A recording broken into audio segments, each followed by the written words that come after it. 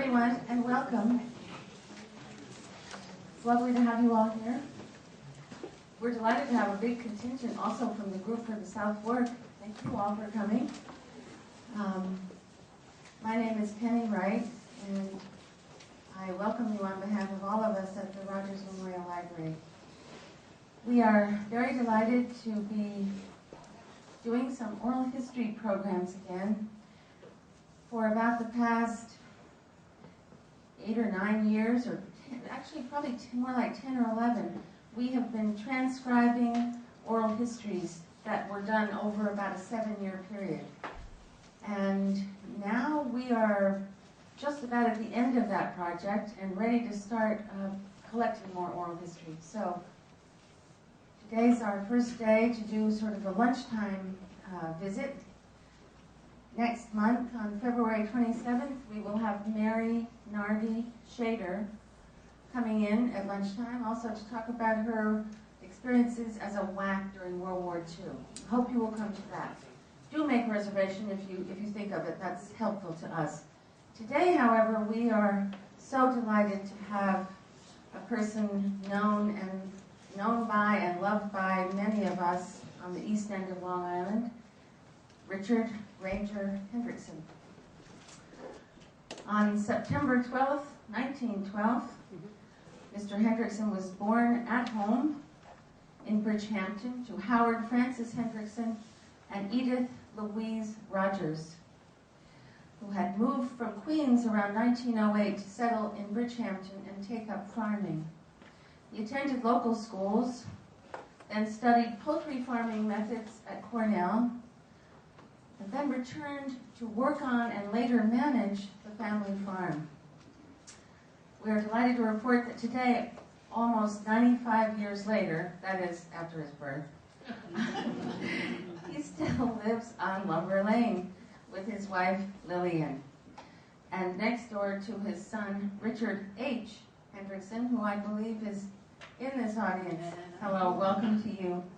And he still enjoys many of the pastimes that he has spent his life engaged in.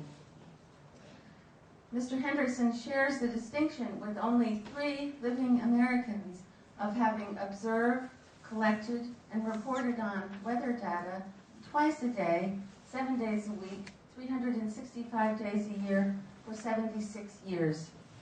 And this includes collecting it every hour during storms, of which there have been many over the last 76 years. For this, he has been the recipient of many prestigious awards celebrating the length and the accuracy of his service to the National Weather Service. Richard Hendrickson, in addition to being an expert on the subject of poultry farming, has been an avid student of local history, a passionate collector of antique firearms, as well as Native American artifacts, and a frequent person of interest to the local and national media in the last several years, becoming somewhat of a local celebrity. He is also the author of 2 books. The first book is Winds of the Fish's Tail, Eastern Long Island Weather Observations and Folklore, which is a wonderful book, and his latest book, recently published, titled From the Bushy Plains of Bull's Head, Whisperings and Wanderings, a memoir in verse and prose. I believe he has a few copies to sell if you're interested later. After the death of his first wife, Dorothea Hendrickson, Mr. Hendrickson has been very happily married to Lillian Hendrickson for 25 years. Please welcome Richard Ranger Hendrickson.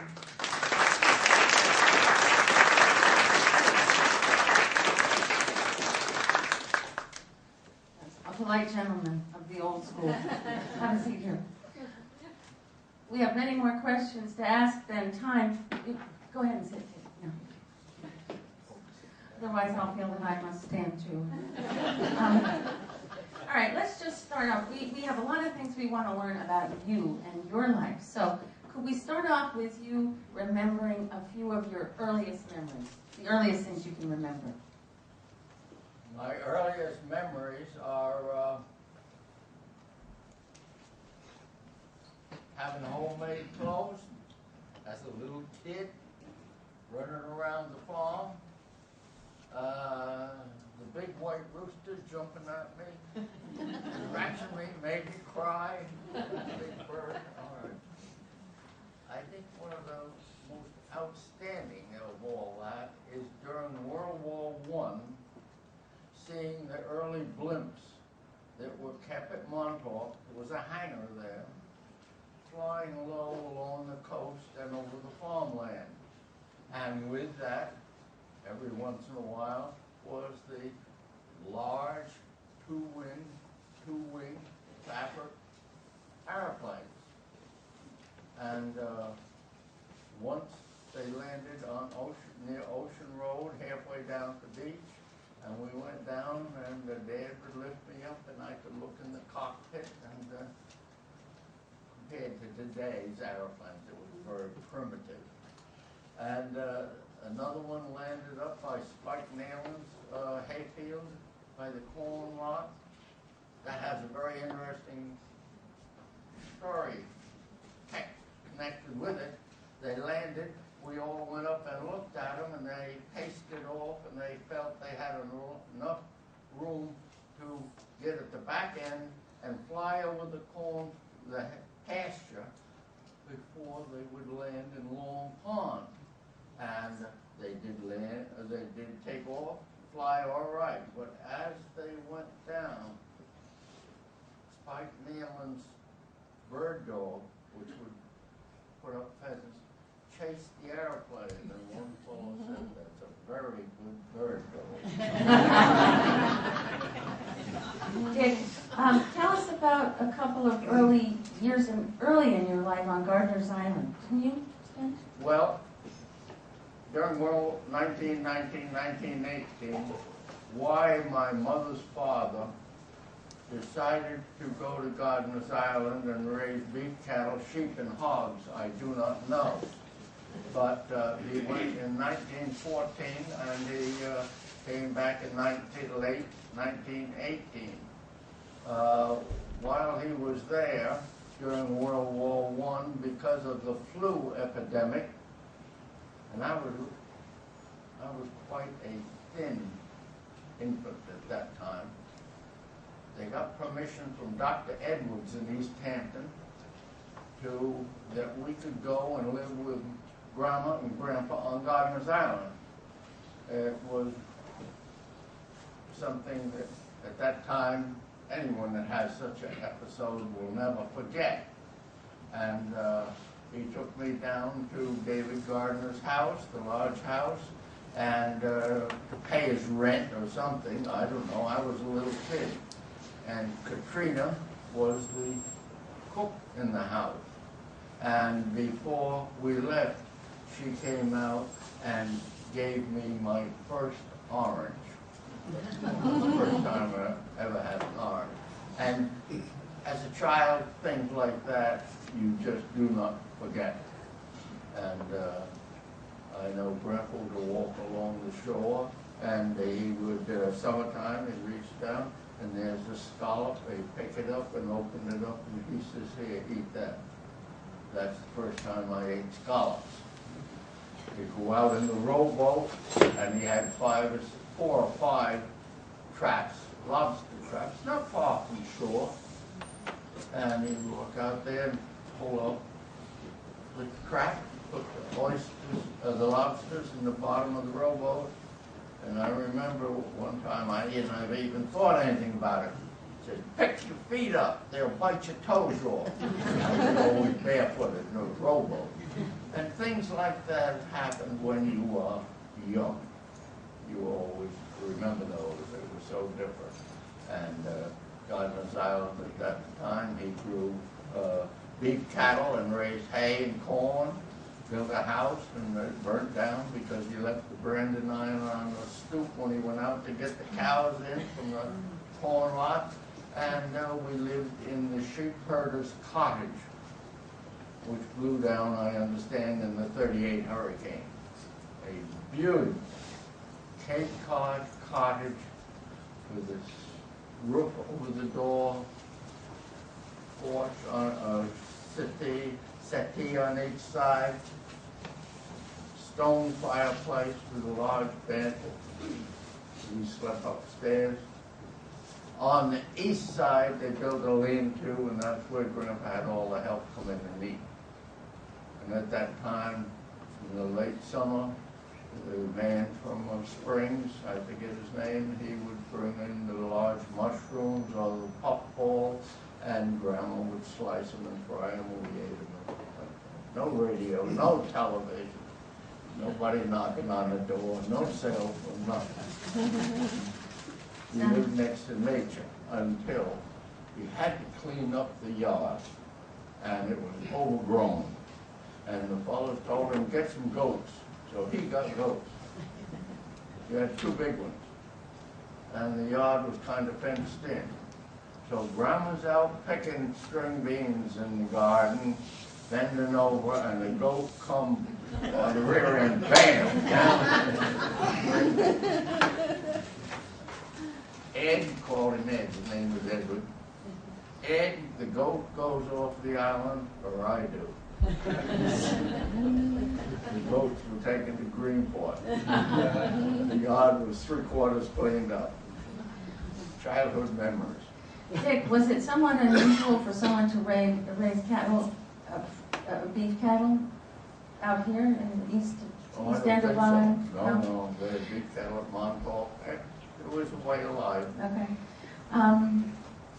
Tell us about the farm on Lumber Lane and who lived there in the beginning of your life.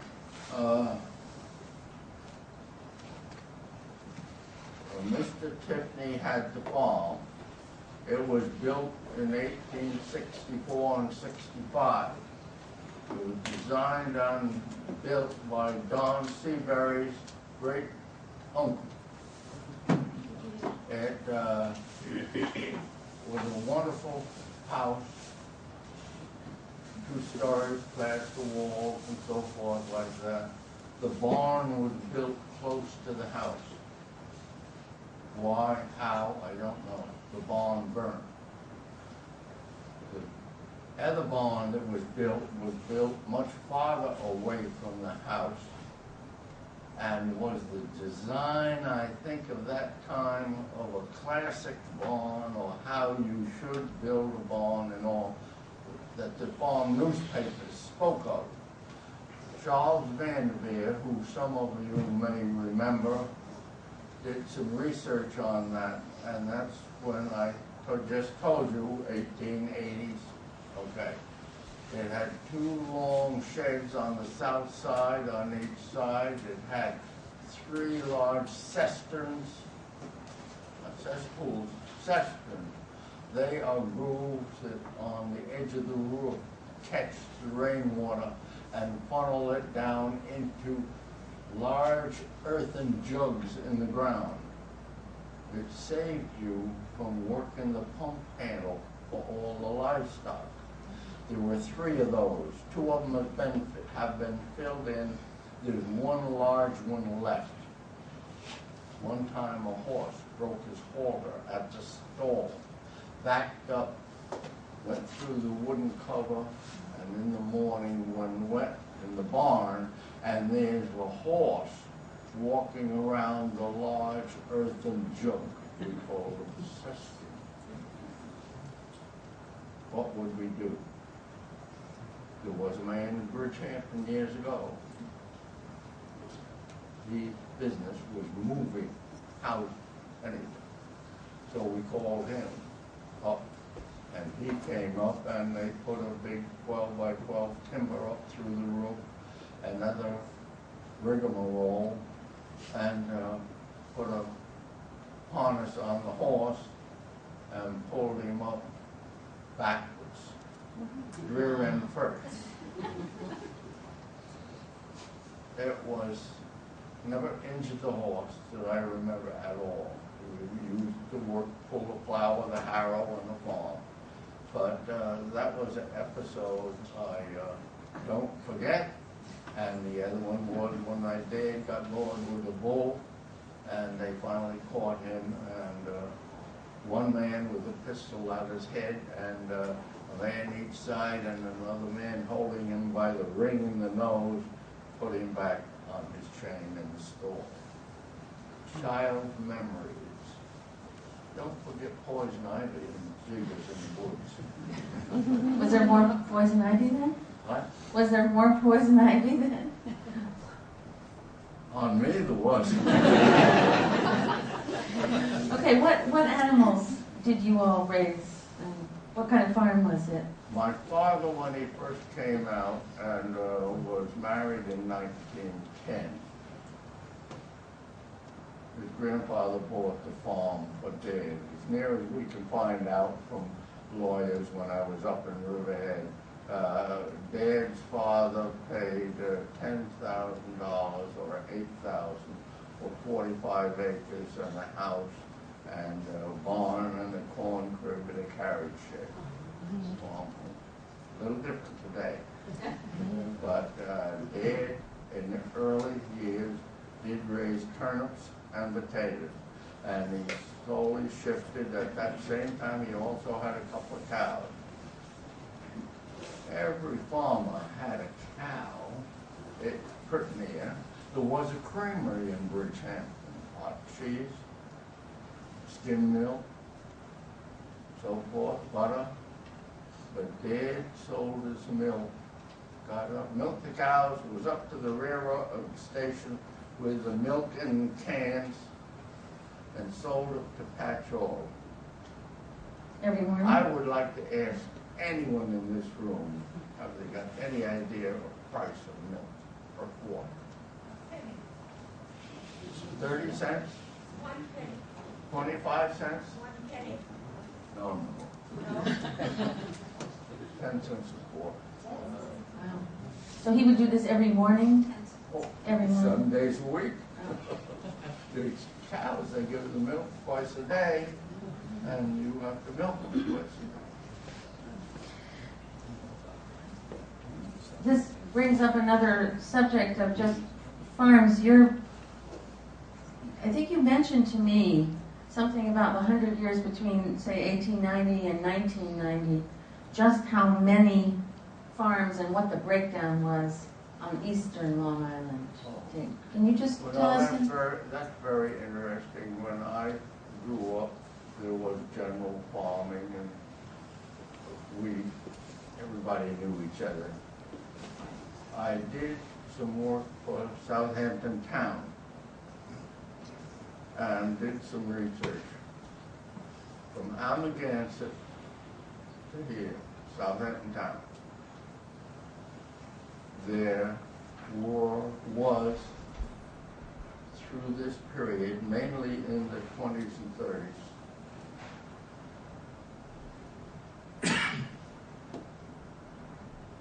75 potato farms. Some were 10 or 15 acres, the majority of them were 40 to 80. There was another 17 dairies, 74 potato farms, and 37 poultry farms. There was at that time also a creamery in Bridgehampton, 1900, 1910 period. And they would sell you butter, skim milk, hot cheese, or cottage cheese, okay? That went out of business in the 1910, 1912 period.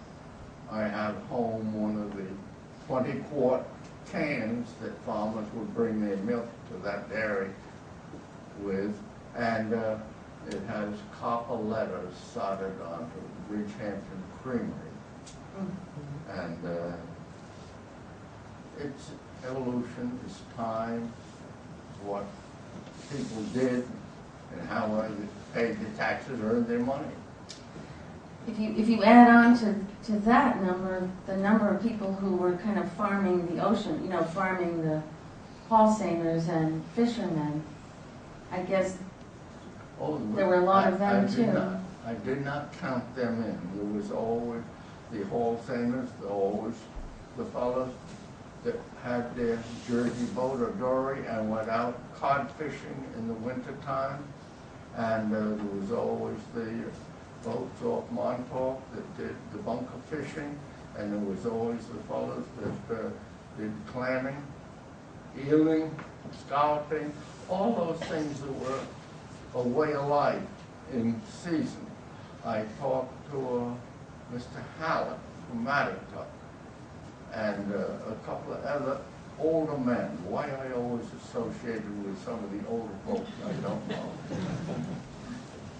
Houses, scallops, 50 cents a gallon.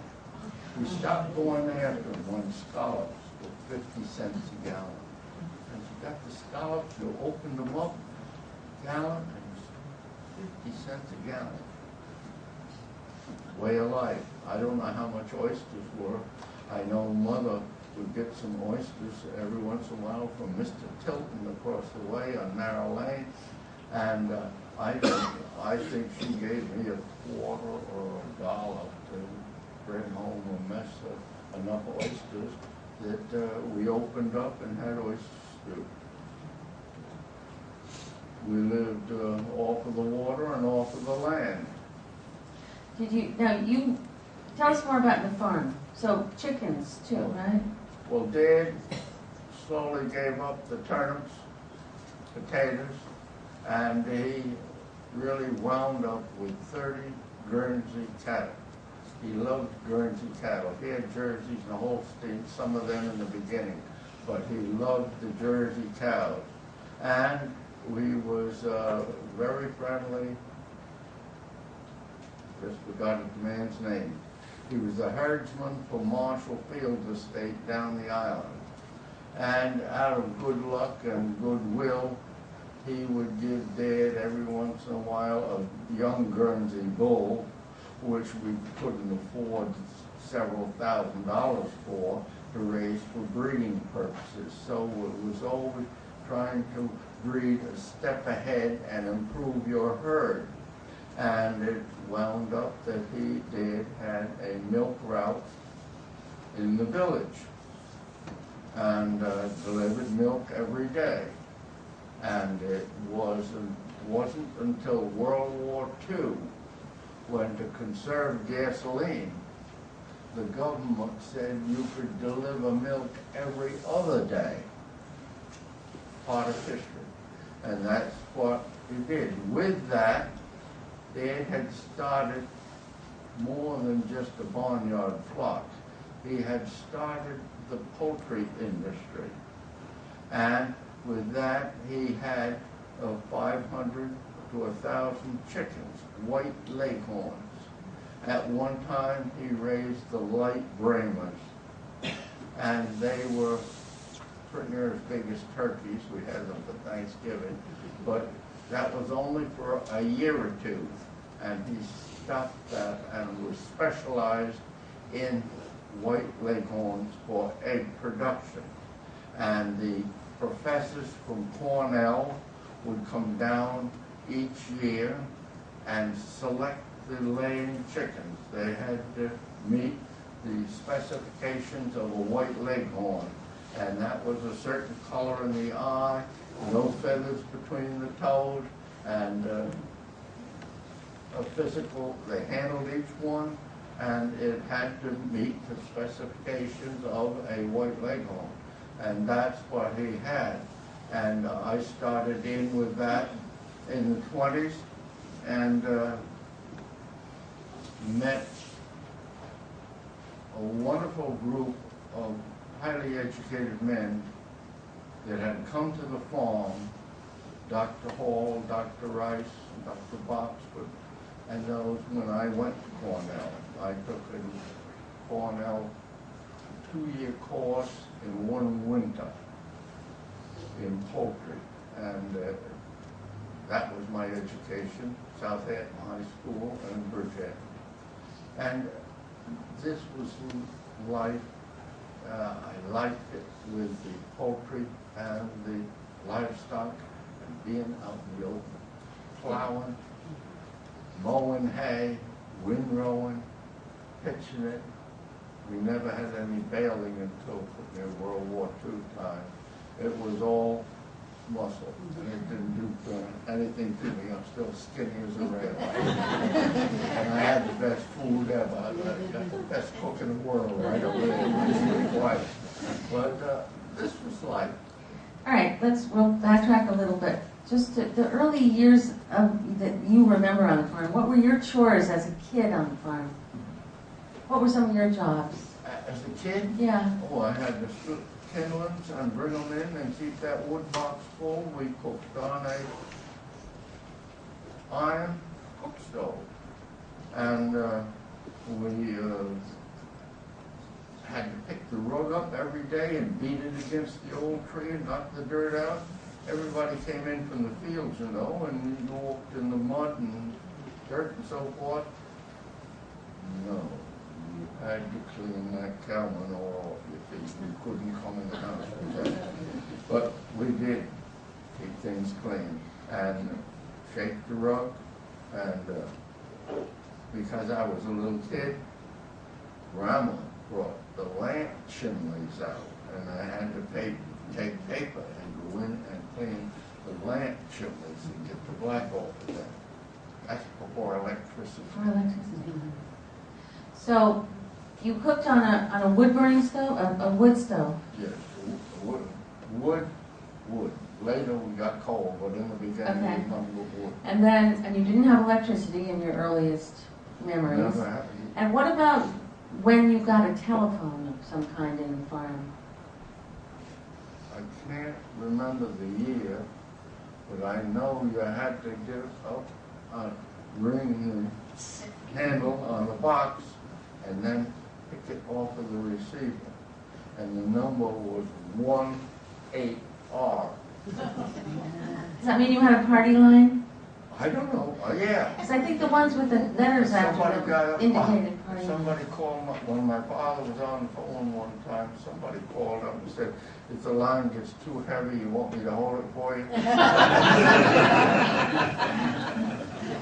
So when you picked up the phone, you got the operator, right? No, you would run who you were calling to. I know, but they didn't have. No, I guess you got the operator, and then she hooked it, connected. And it was always a It shame. was primitive, but that's what it was.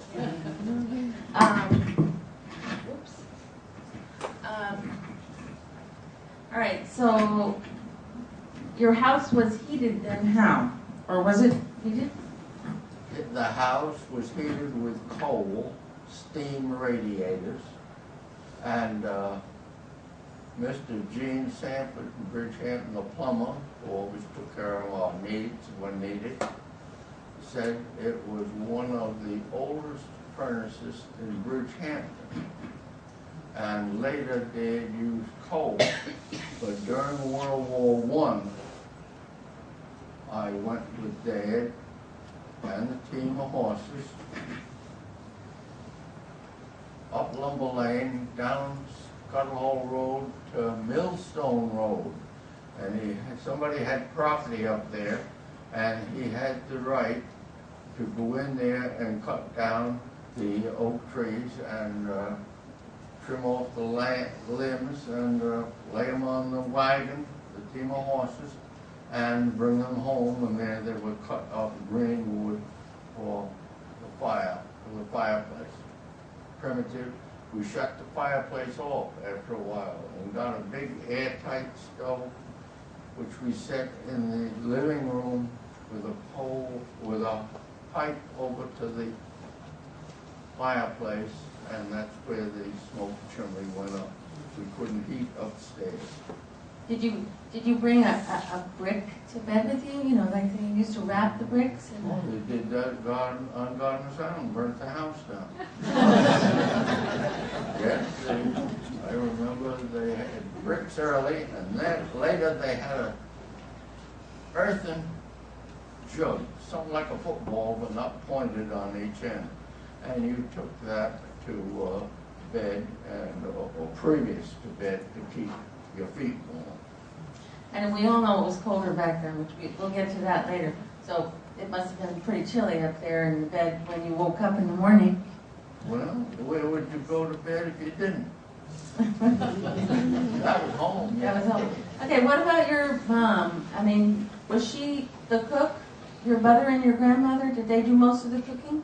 Mother did most of the cooking. She had Isabel Andrews, who lived with the mother girls, come over in the summertime and help Mom with the house.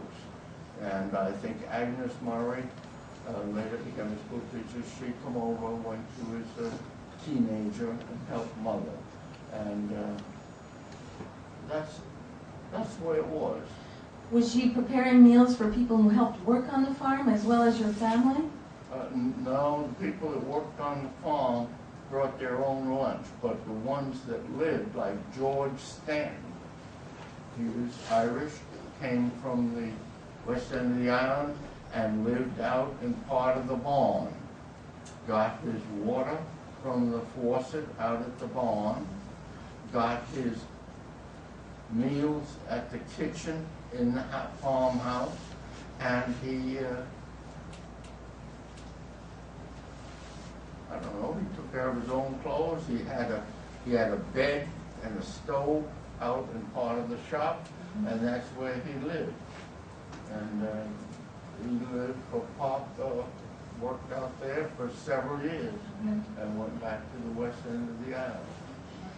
Many of the younger folks from Bridgehampton and Burma, at one time or another, worked on the farm. Including someone in our audience. Oh, Donald Seaberg. Donald Seaberg. Raise your hand. Oh, sure. So, would you have a big meal in the middle of the day? What were your meals like? You know, breakfast, lunch, dinner? Pancakes, bacon and eggs, cornflakes, oatmeal. In the wintertime, summertime, we had cornflakes and puffed wheat and stuff. That's when you could put strawberries on top of them. We never had bananas, that cost money.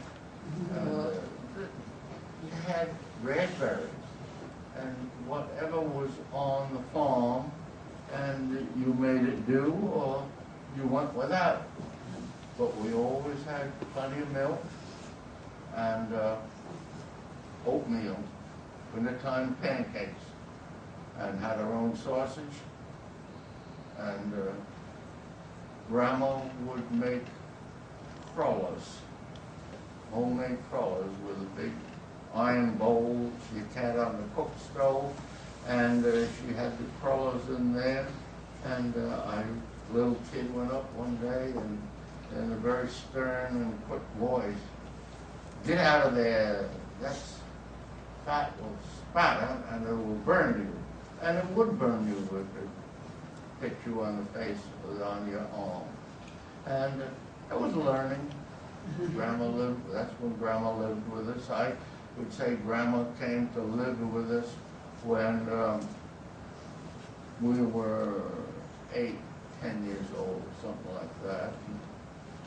Summertime, relatives from New York came, from my father's family, and other ones from around the village that were related. We always had a big Thanksgiving dinner, and if somebody's birthday or something, not every week, but that's what we did. And every Sunday I had to go to church for Sunday school, and that was Christian Endeavor afterwards. And anybody ever remember Mr. Dredge? Yes, I do. Or Ernest Dredge? Ernest Dredge. All right, she was a good friend of the family. He had a daughter, Joan. She's still alive down in Florida someplace. I have her address home. And I sent her a book. And she sent me back a letter thanking me for it and said, "You remember Dick walking home from Christian Endeavor? You gave me the first kiss." I don't know if Lillian's heard this story. I didn't think she remembered it. Dick, after church on Sunday, did you take the rest of the day off? I mean, was this the only time that people had a day off? Was it Sunday on the farm? I mean, I guess they still We have had to milk the someone, cows. we would have someone, we didn't do this religiously. There was always somebody that took over for us if we were away. You had to. Now, it was as true as religion. You had to milk the cows twice a day. Somebody had to be there. You had to pick the chicken eggs up twice a day and lay them 3 times a day. We had bred the chickens so they laid eggs more intensively. Instead of 3 eggs a week, they laid 5, 6, and later 7 days a week. And in the winter, they never laid as intensively, but we put electric lights on them, and we put heaters in the water, and they had their commercial feed that was designed by the poultry experts at Cornell, the poultry mash, and that helped the chickens lay in 365 days. Many of them laid 300 eggs a year. The nice ones laid 320, 340, a few of them 350 eggs in 365 days. They were egg machines.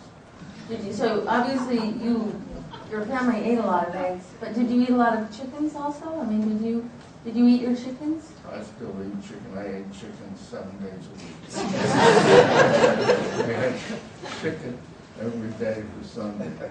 Thanksgiving, Grandpa, Gardener's Island, give us a turkey. Had a Muscovy duck for Thanksgiving dinner. That was good, Muscovy duck. And we ate what we had. And yes, you could go down to the store and buy it, but let's be straight. The farm was in debt. We worked 7 days a week. You made do with what you had. Did your mom can a lot of vegetables Oh, and fruits? pardon me, Grandma, but we had to clear them damn little gherkin pickles while the white tub and put them in the way. Brian, yes, we canned peaches, tomatoes, string beans, applesauce, made cider. You know what bothered me the other year? The Bridgeham Historical Society has a fellow up there with an apple thing grinding apples. And he went up and paid you $1, got a nice glass of cider. How many gallons I made for 50 cents a gallon? Oh boy. Yes, times have changed. 50 cents a gallon compared to $1 less. What about keeping things cold then? What about keeping things cold? How did you keep things cold, or was there much that you did keep cold? My earliest memories, I think, were of an ice box. And a man from Southampton run it. If I heard his name, I think I would know it. He lived up Southampton. He would come around once a week, look in your ice box, and cut a chunk that he had and put it in your ice box. And then under the bottom of the ice box, there's a door about that wide and about that long. You lifted that up, and there was a large galvanized pan. You pulled it out and dumped the water down the sink or outside. That was from the melting ice. And we had an ice box, but we canned many, many things. At one time, that was in the 20s, we thought we'd make ginger ale, no, root beer. Yeah. So we got the extract, and Mother made it good. And we sat at the Sunday dining room table eating with the family, and pop Some of them exploded and we was all over the kitchen floor. Part of life and growing up. But we did that, I think, 3 times when we stopped. But canning, that was a way of life. And Grandma helped us tremendously. And little gherkin pickles I had to clean. And we did put down some apple sauce. But cider we always had. And the back end of the corn crib was 2 gallons of jug. And they were full of cider. And what makes cider vinegar? Now, here's a true saying. What's made before its mother? What's made before its mother? Cider in a gallon jug changes, and there's a white sediment that forms at the bottom. That's called mother. The top is not quite yet vinegar. So it's a colonial expression, farmer's expression, what's made before its mother. Vinegar. Yeah. Dick, a little bit about collecting Native American artifacts. Were they from your farm? Did you find many things on your farm such as that? Yes, my father found quite a few arrowheads. I love arrowheads. I have a collection of several thousand. I looked for them. We rented land. I found some on the farm. I found a nice white one when I put the water pipe down for my new house. My father found over in halfway to Scuttle to Butter Lane, land that we rented in the 30s and raised chickens on it. We can't raise your chickens on the same ground every year.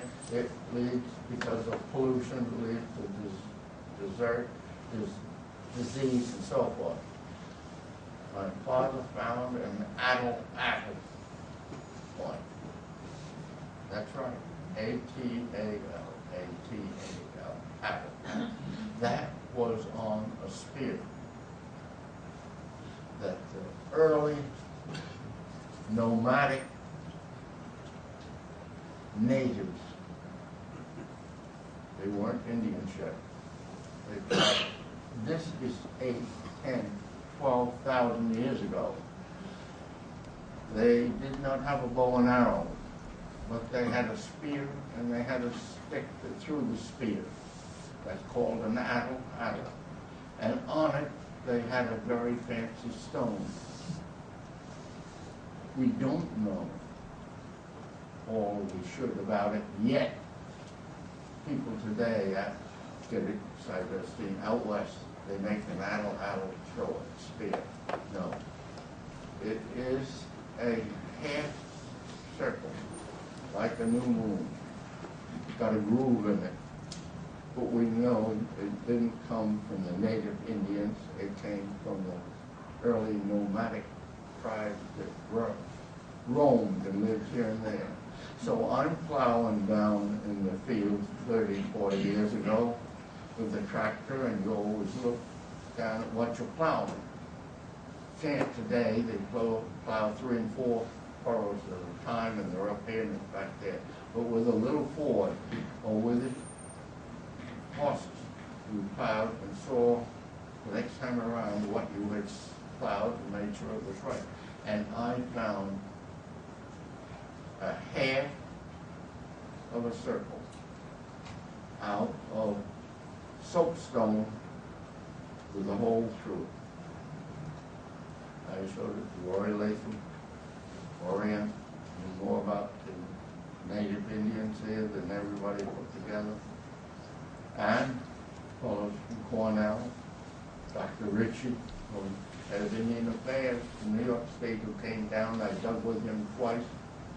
And it is a priceless thing. We don't know all we should about it. But they did travel and roam, and they did use and cattle to kill the dinosaurs whose bones are in the bottom of the Atlantic Ocean. If you go out there 10 or 20 miles and start digging. This is how much Long Island's washed away. Yeah, I think you mentioned to me the other day, Dick, just briefly, how much wider were the beaches back then than they are today? How much what? Wider were the beaches back then? The land was farther out. I think you'll find that the land, when they first came in 1640, the Indians had raised the corn on those fields. Today they're in the ocean. I think you mentioned to me something that was surprising to me, that was about 3/4 of a mile from where our current beaches is, which is... It's nature, it's evolution of the climate and our world, and who measures it? I don't know. Who measured it years ago? But we can judge from the past and some of the records. The Long Island is the same strip out in the Atlantic, and enjoy it while we're here. It is slowly washing away. It's not going to wash away tonight or next year, or some of it will. And I don't know. You keep records, and you can't be too exact. They dug the canal. Now you got the north-south waters connected. And where in my book I did quite a bit of research, because Grandpa told me that was all land right out to where the fort is. That before the fort, before the lighthouse. So in 1845, they built a 45-foot lighthouse way out where the ruins of the fort is today. Mr. Miller ran the lighthouse. A letter after the 1888 blizzard of 88, then the ocean broke through that bar of sand and rock that went out to the lighthouse, and said to Mr. Miller, take the rowboat and leave the lighthouse. It wasn't a safe place to live anymore. It's been widening and widening, and now it isn't any bar. It's the best blue fishing place on Long Island. The government thought the Spanish Navy was coming in through Long Island Sound and bomb New York City. So they built a fort there. Grandpa said the cement was mixed with half salt water, and it's disintegrated and gone away. Never fully established. But that's history, that's all. Today it's all water except the ruins of the fort. So it changes. Just going back just a little bit, because I love these early, just the early things. Do you remember when your family got a car? A car? Yeah. I mean, how did they get around when you were a really small child? On a horse? Mom's got a horse and a wagon, and Pop had a work wagon. The first car that the farm had, Pop bought from Mr. Terry, who ran the big summer house across from the Southampton Theater. Okay. Yeah. Big rooming house there. The Irving House. Was it? Irving Hotel. Irving Hotel, and who run it? Irving Terry. Irving Terry. Yeah. Irving Terry is his name. Irving Terry. Irving Terry. Irving Terry. Pop bought his 1916 Ford Model T pickup from him. And then he didn't have to harness up the horse in the morning and put the milk in the wagon and be at the railroad station at 7 o'clock for the train, take it to Patchogue. So, with the Model T pickup, little clocks in the back, well, you only crank. They say many people, they held a crank handle like that, you should put the crank handle back here. They broke their wrist, because of car backfire. All right. Pop never had a broken wrist, but I've seen him in the wintertime jack the rear end up so it would start easier, the rear wheel off of the ground.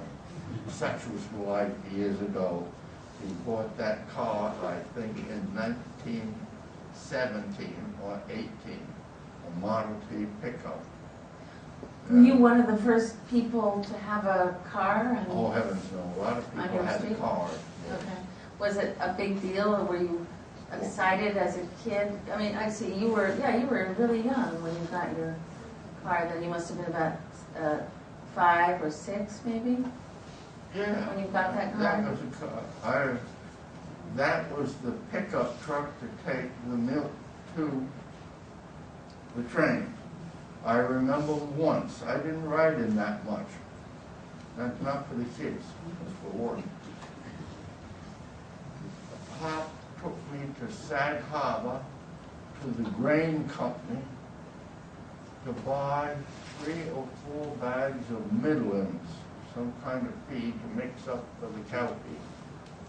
And we went to Sag Harbor in a Model T, came back. Once, my mother and someone took Ed, my brother and I, to Noyak in that Model T pickup. I know that we went swimming, just run around the beach, picked up some shells of stones, all sand and stone, no asphalt, no tar on the road. When we went to come home, Ed, my brother, was running up Stony Hill Road. Thought it was too much for the car. And that Ford, Model T Ford pickup was going pat, pat, pat.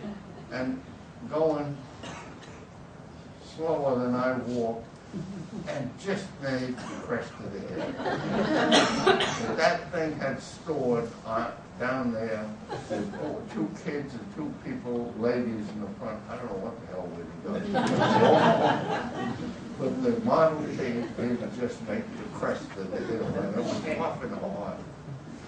Dick, what did your family do for leisure time, or was there much leisure time at all? Oh, the winters were severe. Shovel snow, swept it all. You went to school, come home when you were old enough to do that. I remember winter time, no TV, nothing like that. The telephone was never used much. I don't remember that telephone being used 3 times a week, but it was there. Maybe if you want to call a doctor. But did you play games? oh, that was the big thing. Not cards so much. We played Pachisi, dominoes, checkers. Never played chess until I went to college. But it was cards a little bit. They told me cards was a gambling game. That's what the old folks called it. No one ever drank hard liquor. No one ever drank wine. It was cider. Some of it a little hard. No, that's what it was. I don't remember cocoa much. I remember if we got sick or something like that, they give you castor oil and an orange to squeeze. primitive. You know, I'm looking at the clock and realizing that we could just go on, and I'd like to have you back again because there's a lot to talk about, but I would just like to have a few minutes for some questions, but I mean just a few. So this program will be on Channel 22, and we've got to keep it sort of under an hour. So we have a microphone that we're going to hand to several people. Please keep your questions brief, and let's have a few responses. So Yvette will give a microphone to, I think, this woman over there. Raise your hand if I know who. Raise your hand and hold the microphone close to your mouth. Hi, I just have a question about taxes back in the old days. Were there taxes on the farm? Do you recall? You're damn right. And how little were they? What? How small were they? Several $100. This is quite a bit then. I bought later, I bought 2 acres. The taxes on it was $2.18. The taxes on the farm, I think, were $300 and $400. That's 45 acres. You know, ever since that, they've been going up. Okay, we've got Jenny here. Mr. Hendrickson, I just wanted to ask you, you used the expression down island before, and we were talking earlier in the week about the expressions up island and down island. I just wanted to ask you how long people have used those and have they always meant the same thing? How long what? People have used the expressions up island and down island, and if they've always meant the same thing. Well, I don't know, that's what we use. You said down island was what you said? Yeah, down the island. Down the island? We used to go down that way. Was later when we had the baby chicks, so many, and I'd take a couple of thousand chicks in the car and go down the island. And that was Hicksville, Huntington, and in the middle of the island, Oakdale, places like that. Okay, now we have. Yes. Mr. Hendrickson, is your sense of time different before mechanization, before the real industrial revolution came to the farm, as opposed to after? Did you experience time in a different way then than you do now? Did I experience Did you time? experience time in a different way before farms became more mechanized? Yeah. You got out after breakfast and you did your work. You took your lunch or down in the field sometimes, and you came in at noon hour and you worked in the afternoon and lots of times until the sun went down or till it was supper time. And it depended what you were doing. If you were working with livestock, putting up a fence and had to have it done, or you were just out, haying, you had to finish, get it under cover before it rained. But I say years ago we worked more with the weather and the daylight than we do today. It wasn't time. It was, you worked today. Well, you worked from 7 until sundown. You start with breakfast, you start for lunch or dinner, never called it lunch. Had something to eat, and lots of times you got something in the middle of the afternoon and you worked through dark. I remember during World War II with the tractor and the corn harvester picking, shelling corn, working until 10 o'clock at night by the moonlight. Certain things come up and you had to do them. It was yours. You weren't working for somebody else, or I want to quit, it's time. It was your own. It was money for your taxes and your living, and it didn't matter whether it was crop or livestock. You worked till you got that hay in, and Don Seabury worked on the farm, and we'd get that load in before that shower comes. I think he has a question. Dick, you didn't tell us about that hand-blown bottle there from your grandmother's. The what? hand-blown bottle. I gotta stand up for this. I told you before, nobody in the family drank. My brother swiped my bottle of elderberry wine, took it up to Cornell, and I never did get more than a couple of sips out of it. But when we were young, no, nobody in the family ever drank. But in later years, for about 8 or 9 years, my grandmother's mother, my great-grandmother, came and lived with us. She had lost her husband, who was in the Civil War, worked on a monitor ship, and before that had gone whaling. And Grandma, my great-grandmother, always wore a nice blouse and a collar with a white pin up there, and black clothes, and hair a certain way. And she was hard of hearing, deaf. I have her hearing trumpet home that she put in the ear and you talked into it and she could hear. My grandmother said one day, "Dick, you collect bottles." I said, "Yeah, if they don't cost me anything and I can find a good one down at the hedgerow or something, I will." Well, she says, "Here." And she gave me this little hand-blown bottle. Thin. I said, "That's a flask." Yeah, that's as much as you know. Got told. I said, "That was your mother's? That was Grandma Strong?" "Yes." "Well, I didn't know she drank." "Well," she said, "you know, the gals would get together in their 50s, 60s, and 70s and get together and have a get-together and talk, and summertime it got a little hot, but so they want a semi-bustle, reaching back, take it out." It revived them. I don't speak of it religiously or anything else. My grandmother were the greatest people in the world with mother, and they taught you the right way, how to act, what to say, and when to keep your mouth shut. That was Grandma Strong's little flask that had her rejuvenation in it.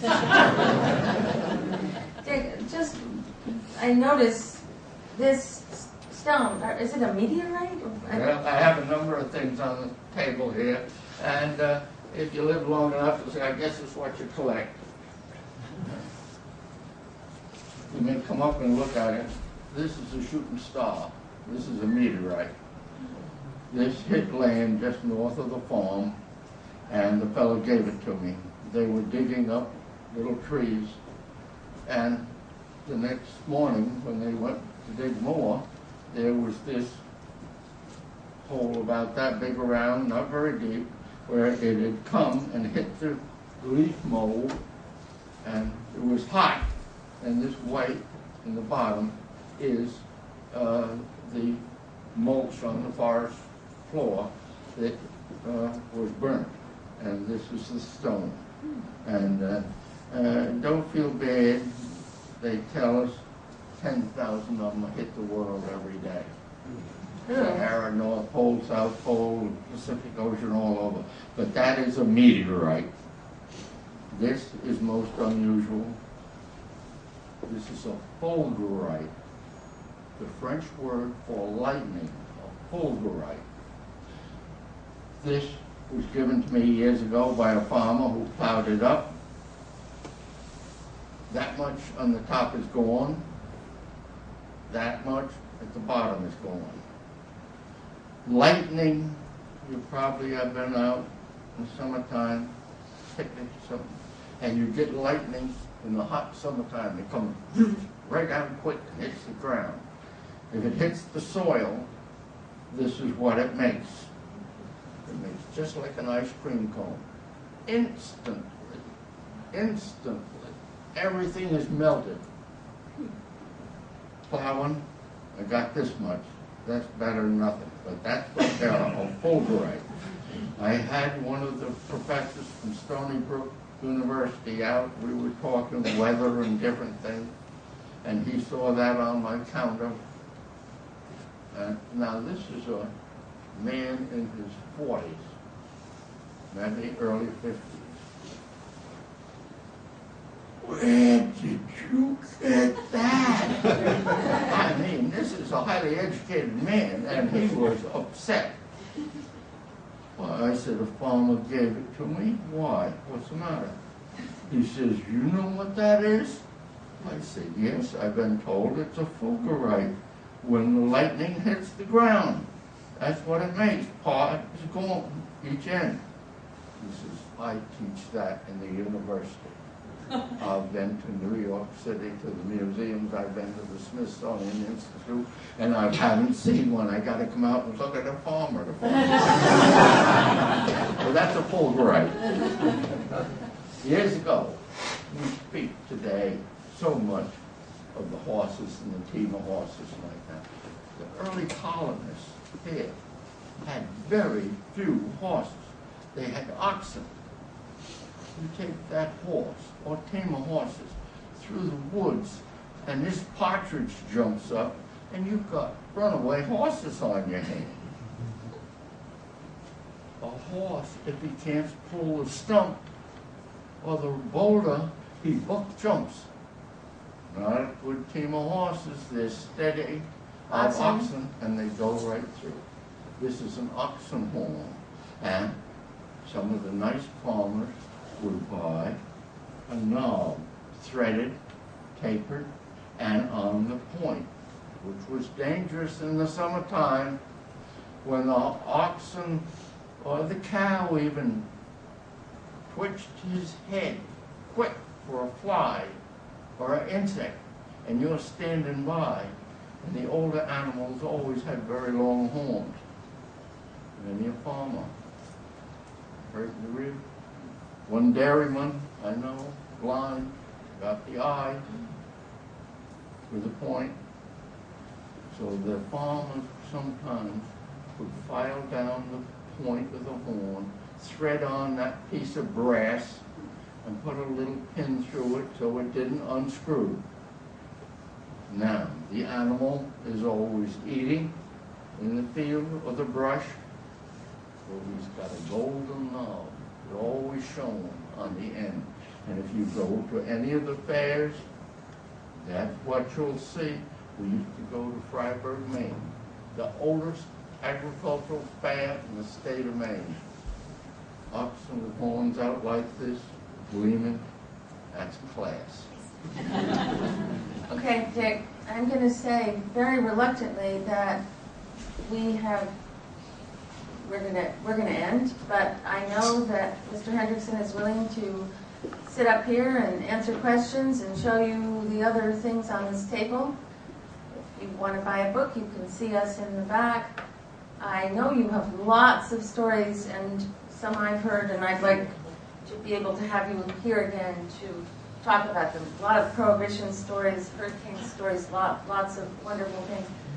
So I want to tell you how much it means to all of us that you are willing to come and share your memories with us. It's just a priceless opportunity for us, Dick, and we thank you so much. Glad to enjoy it. Okay.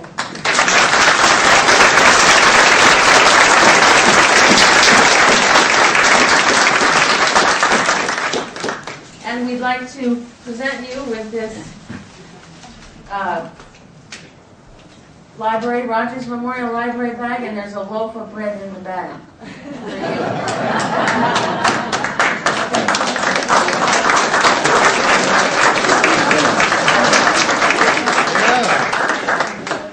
Thank you all for coming. Go home hungry. You will go